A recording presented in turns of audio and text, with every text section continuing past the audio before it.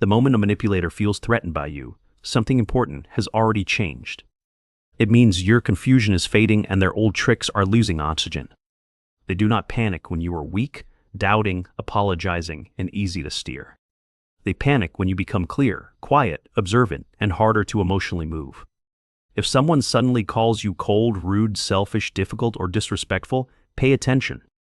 That reaction often means you stop playing a role that kept them comfortable. And by the end of this, you will know exactly why they feel threatened. More importantly, you will know which parts of your new behavior you should never surrender. I know how strange this feels because manipulation rarely looks evil at first. It looks like concern, disappointment, loyalty tests, family duty, or professional expectations. It sounds like, after everything I have done for you, this is how you repay me. It sounds like, I am only asking because I care, so why are you defensive? For a long time, you probably thought the tension meant you were doing something wrong. But sometimes tension is not a warning sign. Sometimes it is proof of progress. The first thing threatening manipulators is simple. You stopped over-explaining yourself to them. That sounds small, but over-explaining is how manipulators locate your softest emotional openings. Every extra sentence gives them material to twist, question, guilt, and use later. You said enough and they ignore the no and attack your reasons instead. Suddenly, you're defending your schedule, your tone, your memory, your intentions, your character. And now the conversation is no longer about your boundary. It is about your credibility. That shift is where many people lose themselves because explanations feel safer than silence. But with manipulators, explanation is often not clarity. It is unpaid ammunition. So when you start saying, that doesn't work for me, they feel the door closing. When you say, my answer is the same, they realize repetition will not extract more access. When you say less, they hear something louder than arguments. They hear lost control. They hate when you stop auditioning for fairness in a game rigged against you. Sometimes the threat begins when you stop feeding people intimate details about yourself. When a friend keeps asking personal questions, notice whether curiosity later turns into leverage. You do not owe personal access just because someone sounds warm and interested. Sometimes fake concern is only reconnaissance for the next guilt trip or character attack. That is why privacy can feel offensive to people who benefited from knowing too much. Think about the parent who demands a full legal brief for missing Sunday dinner. You explain work, exhaustion, errands, and stress, and they still call you ungrateful. Next time you simply say, I can't make it, and the mood instantly darkens. That darkness is not proof you were rude. It is proof your explanation was their handle. Same with the boss who texts at night and expects emotional obedience disguised as dedication. You used to answer with apologies, paragraphs, and reassurances that you are committed. Now you reply, I'm available during work hours, and suddenly you're accused of lacking team spirit. That accusation is not about professionalism. It is about access they thought belonged to them. Second, manipulators feel threatened when your guilt stops controlling your decisions anymore. Guilt is one of their favorite currencies because decent people hate feeling selfish. So they attach your boundary to some moral crime, then wait for you to fold. They say families should not need boundaries. They say love should not need limits. They say a good employee steps up. A real friend would understand without resistance. What they really mean is your conscience used to be easier for them to pilot. The guilt trip is not evidence of your cruelty. It is evidence of their strategy.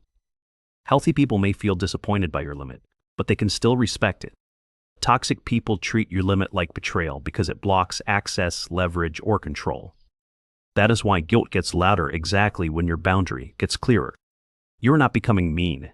You are becoming unreachable through old emotional shortcuts. Maybe your ex says, wow, you've changed, after you stop answering midnight emergencies. They are right. You change from being instantly available to being emotionally self-respecting.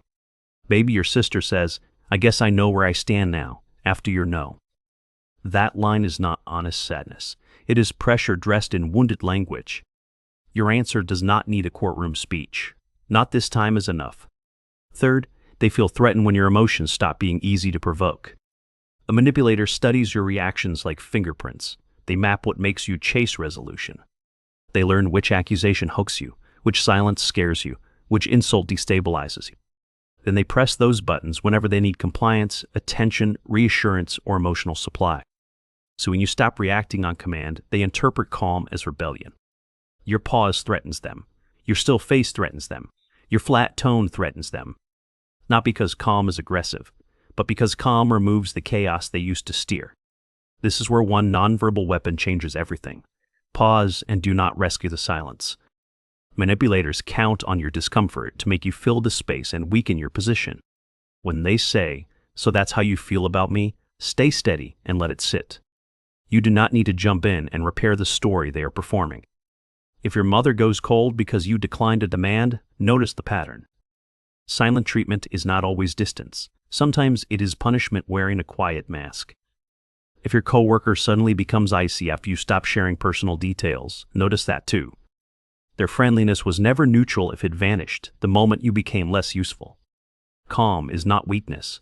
For manipulative people, calm is a locked door without a handle. Fourth, they feel threatened when you start seeing patterns instead of isolated incidents. This one matters because manipulators survive by making every event look separate and explainable. One rude comment can be dismissed, one guilt trip can be excused, one lie minimized. But once you connect the dots, the illusion of innocence starts collapsing. Now it is not a bad day. It is a repeating strategy. Now it is not miscommunication. It is selective misunderstanding whenever your needs enter. Now it is not sensitivity. It is entitlement reacting badly to reduced access. The moment you see the pattern, their favored defense starts failing, confusing you.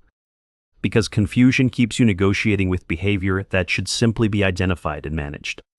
This is when they often escalate, because your clarity threatens the story they built. They rewrite conversations, deny obvious things, and accuse you of overthinking basic patterns. They want every incident retried separately, because patterns reveal intention, not accidents. And once intention becomes visible, your tolerance drops in ways they cannot control.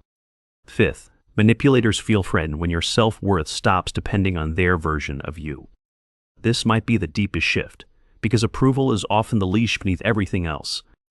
As long as you need their approval, they can threaten your identity to control your behavior. They call you selfish, and you scramble to prove you are generous. They call you dramatic, and you rush to sound calmer than the situation deserves. They call you ungrateful, and suddenly you are defending years of invisible sacrifice. But once you no longer need a manipulator to certify your goodness, the game changes. You realize being misunderstood by a controlling person is not a character failure. It is often the price of refusing a role that was built to drain you. This is why they feel threatened. You are no longer manageable through shame. You are no longer bargaining for basic respect from people invested in your confusion. Now, let me tell you the part most people miss, because it matters. When manipulators feel threatened, that does not automatically mean you are fully safe. Sometimes their discomfort makes them back off. Sometimes it makes them retaliate harder. So this is not about winning some dramatic showdown or proving who is stronger. Some situations do not need confrontation. They need strategy, documentation, distance, and timing. If a boss retaliates after boundaries, save messages and let facts speak. Documentation is not paranoia when someone uses power to punish your self-respect. When they bait you publicly, a private record protects more than a public defense. Strategy is sometimes quieter than bravery, and much more effective with toxic people. Not every difficult person is toxic, and not every silence is manipulation. Healthy silence can create space. Manipulative silence creates anxiety to force you back. Healthy feedback may sting, but it still leaves room for your dignity. Toxic backlash attacks your right to have limits in the first place. That distinction matters, because you do not need to label everyone evil to protect yourself. You just need to notice whose behavior improves with honesty, and whose behavior escalates. A healthy person may dislike your boundary, but they eventually adjust to reality. A manipulator treats your boundary like personal disrespect because your freedom insults their entitlement.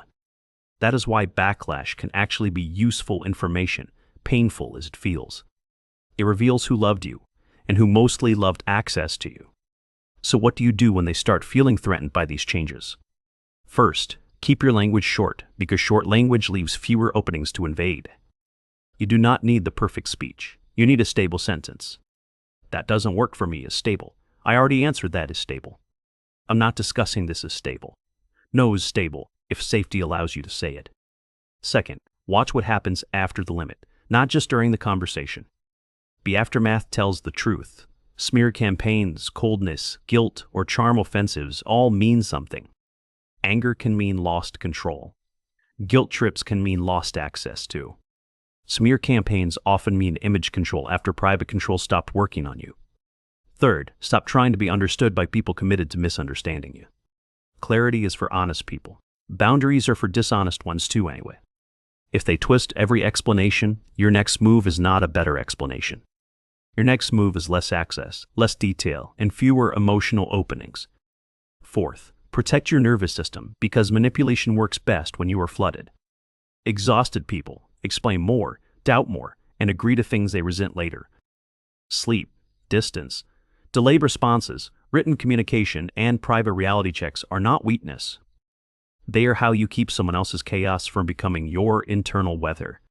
Fifth, accept that some relationships only felt close because you were easy to manage. That truth hurts, especially when it involves family, history, or years of loyalty. But false closeness is still false, even when it lasted a long time. Being needed is not the same as being loved. Being controlled is not connection. If they only felt safe when you were smaller, they were never safe for you. And this is the deeper truth underneath all 5 of these shifts. Manipulators feel threatened when you stop volunteering your mind, your time, and your self-trust. They feel threatened when your peace matters more than preserving their comfort. They feel threatened when your no stops sounding apologetic and starts sounding final. They feel threatened when you no longer confuse their emotions with your responsibility. And if that threatens them, it does not automatically mean you are wrong. It may mean you finally stop making yourself easy to misuse emotionally. You are not hard to love because you have limits. You are harder to exploit. You are not cold because you became selective. You became safer for yourself. You are not cruel because you stopped rescuing every adult from their feelings. Sometimes the strongest proof of growth is who gets uncomfortable around the new you. The old you was easier to pull, guilt, confuse, and emotionally corner. The new you notices the hook, names the pattern, and steps back instead. The old you thought peace meant keeping everyone comfortable, even while you disappeared. The new you knows peace sometimes sounds like a short answer and a closed door. So if manipulators feel threatened by you now, do not panic and shrink. Stay steady. Keep your words clean, your tone flat, and your boundaries boring. Boring boundaries are powerful because manipulators feed on drama and weaken in clarity. Let them feel the threat. It is often just the feeling of losing unearned access. If this hit home, tell me which pattern you recognize first today. And if you are rebuilding your peace, stay here, keep sharpening it. Because the moment they fear losing control is often the moment you start returning home.